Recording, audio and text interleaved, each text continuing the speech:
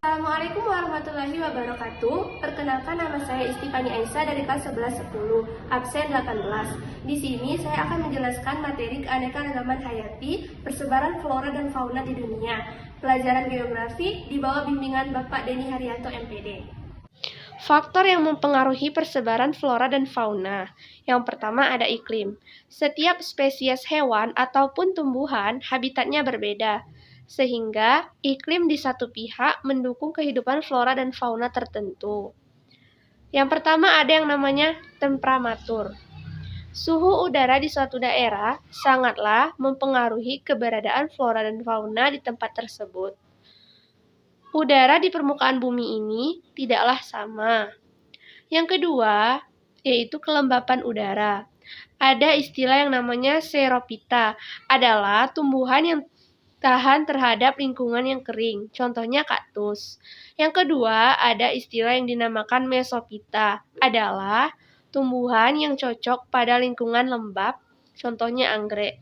Yang ketiga, ada tropophyta, adalah tumbuhan yang beradaptasi pada musim hujan dan kemarau, merupakan tumbuhan khas iklim muson tropis. Dan yang ketiga, ada angin.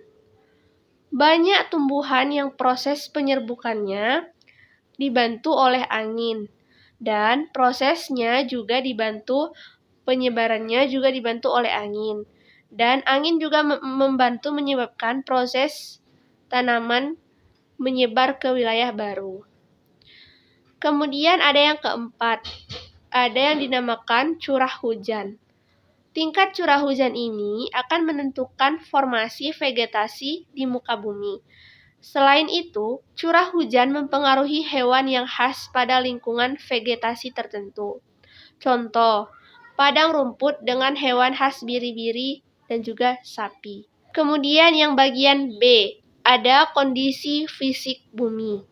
Kondisi fisik bumi ini yang berupa laut, gurun, pegunungan tinggi, dan lembah yang curam. Kondisi ini juga dapat sebagai perantara terjadinya perpindahan flora dan fauna. Kemudian C, ada yang namanya adaptasi. 1. Ada adaptasi morfologi, merupakan penyesuaian bentuk tubuh. Yang kedua, ada yang dinamakan adaptasi fisiologi, merupakan fungsi sosiologi tubuh. Yang ketiga, ada adaptasi tingkah laku, merupakan perubahan pada tingkah laku. Kemudian selanjutnya D, seleksi alam. Seleksi alam ini dapat menghasilkan spesies baru karena proses adaptasi untuk bertahan hidup. Kemudian ada yang dinamakan tekanan populasi. Setiap pertambahan populasi berdampak pada meningkatnya kebutuhan makanan.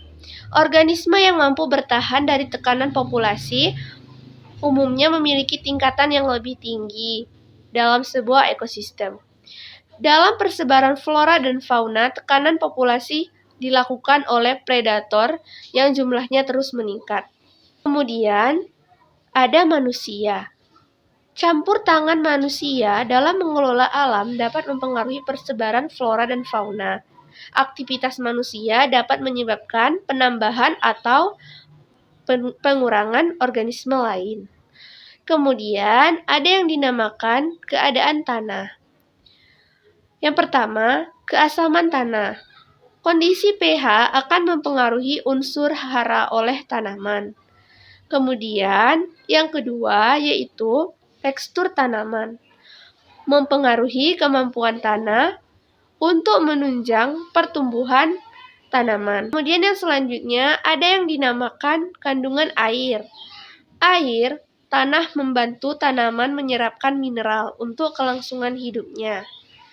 Kemudian ada juga yang dinamakan struktur tanah.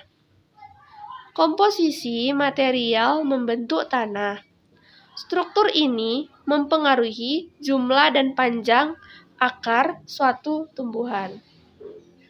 Kemudian ada juga yang dinamakan kelembapan tanah. Mempengaruhi keberadaan air yang dapat diserap oleh tanaman untuk mengimbangi proses penguapan.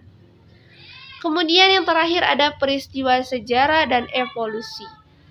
Peristiwa tersebut mencakup perubahan besar dalam geologi, iklim, atau lingkungan yang terjadi selama periode panjang. Hal tersebut mempengaruhi evolusi dan migrasi makhluk hidup. Demikian penjelasan dari saya. Saya akhiri. Wassalamualaikum warahmatullahi wabarakatuh.